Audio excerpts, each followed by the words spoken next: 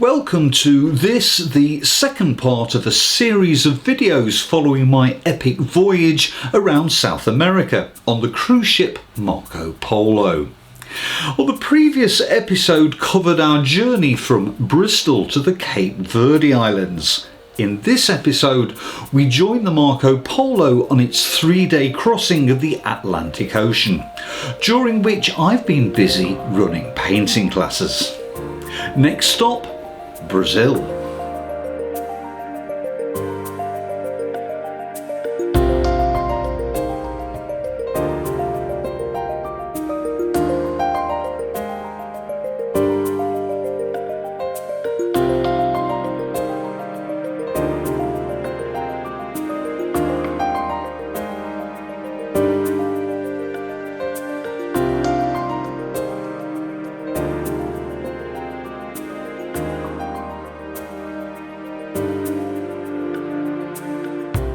Despite a full, fun-packed itinerary of onboard activities designed to keep the passengers entertained, nothing beats being out on deck and just looking out to sea. Dolphin sightings are relatively rare and are cause for much celebration when they happen. Seabirds are more common though, as are the flying fish, who thrive in these equatorial waters and could be seen from the front of the ship throughout the whole 3 days of our crossing. This magnificent frigate bird generated a lot of interest, particularly when it decided to hitch a lift.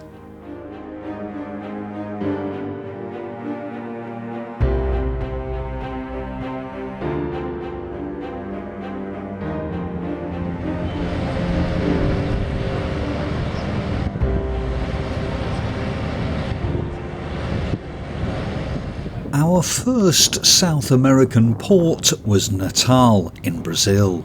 The port itself wasn't much to look at, although a muddy estuary across from where we were berthed provided a great deal for the wildlife enthusiasts on board to get excited about. And with the majority of passengers heading ashore, it gave the crew an opportunity to wash down the decks.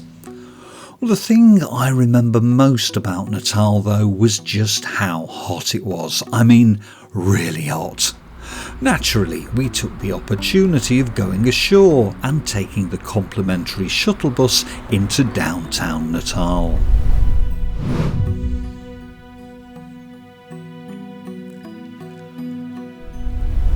Our wanderings took us through many back streets to what the map told us was a small nature reserve, although many of the buildings felt rather post-apocalyptic.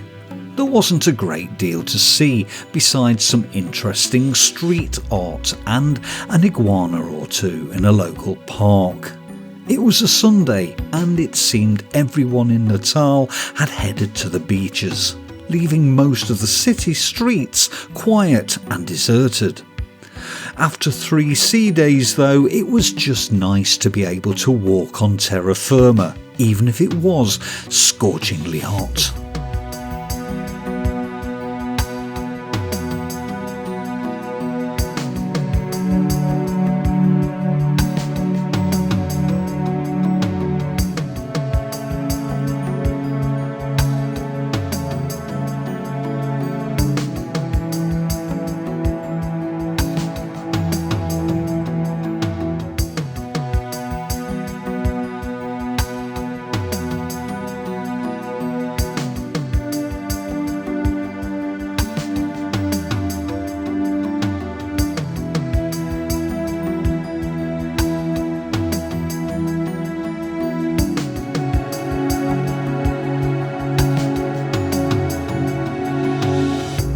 As we left Natal, there was a sense of the adventure having finally really begun. Passing under this bridge was reminiscent of leaving Lisbon only 12 days ago, although it seemed like a world away. These are the little moments that take on a significance of their own.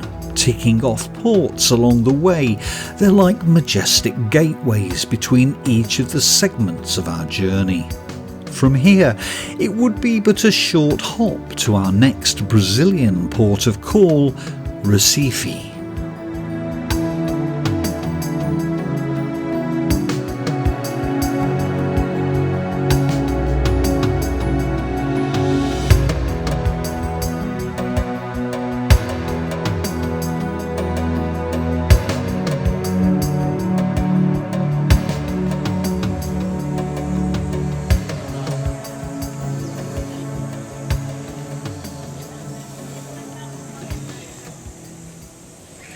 Olinda Monastery and Cathedral were just two of many stops on the day's coach tour on which I'd been given escorting duties. Both were pleasant, relaxing locations, providing us with extensive views across towards the city of Recife. It was a race against time though. Our coaches were the first of the day, ahead of the army of minibuses close behind, dispatched from the Costa Luminosa, a much larger ship parked right alongside the Marco Polo.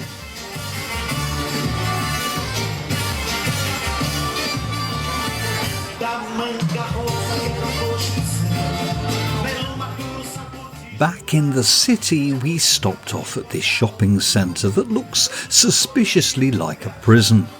Well, that'll be because it used to be a prison then.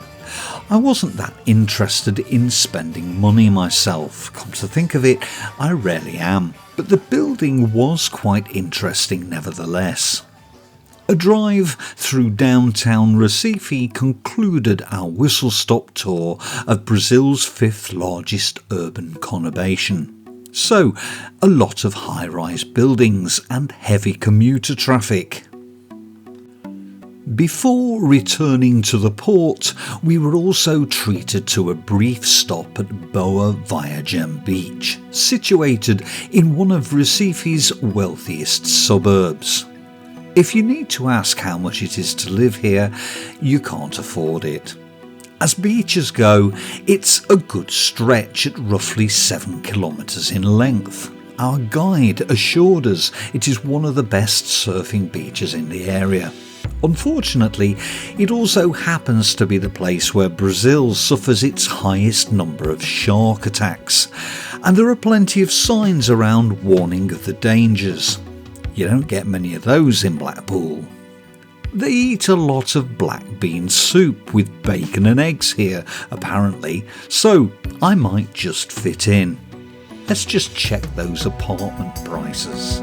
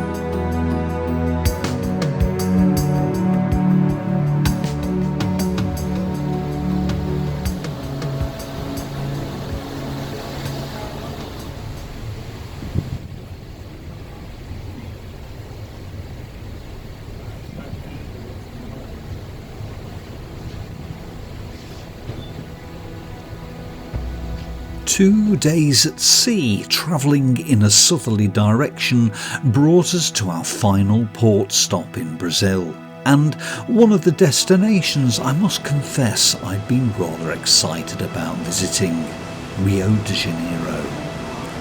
The sail into Rio was as spectacular as I had hoped it would be. From the recognisable Sugar Loaf Mountain with its cable cars going back and forth to the iconic statue of Christ the Redeemer standing with outstretched arms atop its lofty perch, welcoming the sunrise and overseeing the expansive city below. Speaking as someone who had never been here before but knew of its fame, I have to confess that I was thrilled to finally step onto the quayside at Rio.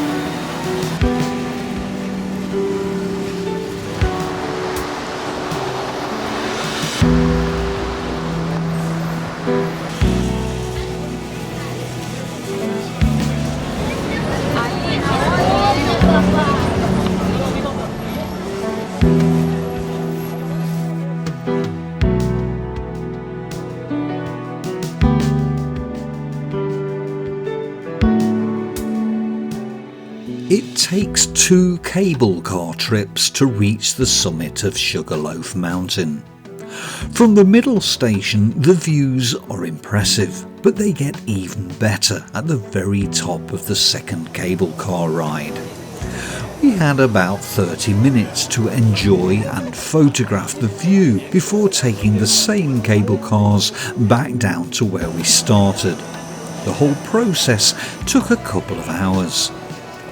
You'll not be surprised to learn that there was a lot of queuing involved, but nothing compared to the queues that greeted us when we got back down to the bottom, of people waiting to catch the first cable car.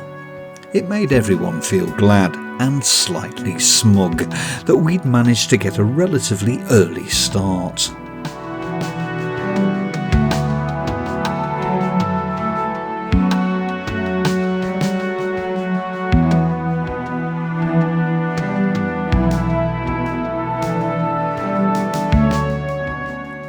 The second big event of our visit, after having lunch in a restaurant on Copacabana Beach, was to take a train ride up another hill to stand at the foot of the statue of Christ the Redeemer. What could go wrong? Well, there was a lot of queuing, of course, but the real worry was that the statue had stubbornly remained hidden in cloud all day. And as folks stepped off the train and climbed the many steps or took the lift to the very top, hopes were dashed as they realised that all they could see of the great statue was the plinth at its base. One look at the faces of those hanging around, hoping against hope for the cloud to disappear, was enough to feel the tangible sense of disappointment. Would the cloud lift, or wouldn't it? That was the question, and while we take the time to ponder the cruel tricks nature is apt to play on the poor, unfortunate tourist who has travelled halfway round the globe for a view he may never see, let's take a look at how this icon of Rio might be interpreted in watercolour. Any painting of the Christ statue would have to convey the drama of its location. In this case, I've chosen to set the whole thing off with a loose wet-in-wet wash of cadmium yellow, cadmium red and French ultramarine. Having established the mood, my next priority is to maintain it by reusing those same 3 colours and dispersing them throughout the composition. Well, I've done this by building up a series of layers, each one recycling the same 3 colours, and each one slightly richer than the one before it. It's also important for each layer to dry thoroughly before applying the next, to enable me to create a few hard edges here and there. accents designed to suggest buildings in the city far below. Well, I'm painting the statue itself with an intense dark mix produced from French ultramarine and burnt umber. Being a silhouette makes this a relatively simple process. The only thing I needed to make sure I took extra care over was the initial drawing. It wouldn't do for the proportions to be incorrect or for the shape of the statue to be wrong in any way. These things are important. In watercolour, we work from light to dark, so this scene exploits that approach very well. It's also worth saying that tone and colour can be used to reinforce the illusion of space and depth. The statue feels closer to us because of its intensity, while the lighter, cooler islands beyond the bay seem much further away.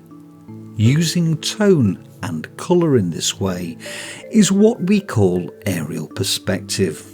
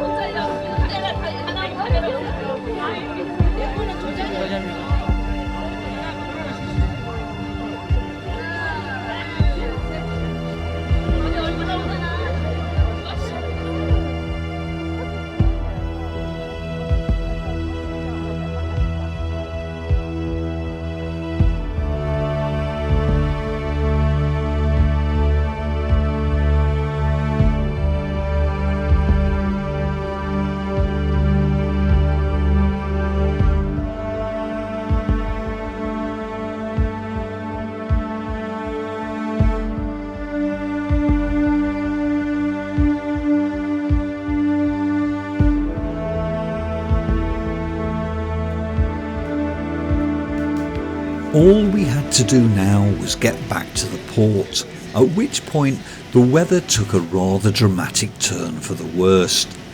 Torrential rain, flashes of lightning and booming cracks of thunder turned a 30-minute journey back to the ship into a 2-hour grind. The beaches we drove past were in utter turmoil, and large groups of people, dressed in only their beachwear, stood huddled under any shelter they could find. Traffic ground to a near halt for most of the way, and many of the roads we drove along became flooded very quickly. Pedestrians waded through floodwater up to their knees, and we saw at least 3 large trees that had fallen, blocking roads further and adding to the general gridlock. Through it all, ambulances and police cars wailed as they shot past us. Goodness knows how they managed to wheedle their way through the packed traffic. It was utter mayhem. But get back to the ship we must, for the Marco Polo is due to set sail again, southwards towards our next destination, Buenos Aires in Argentina, where we're due to arrive in 3 days' time.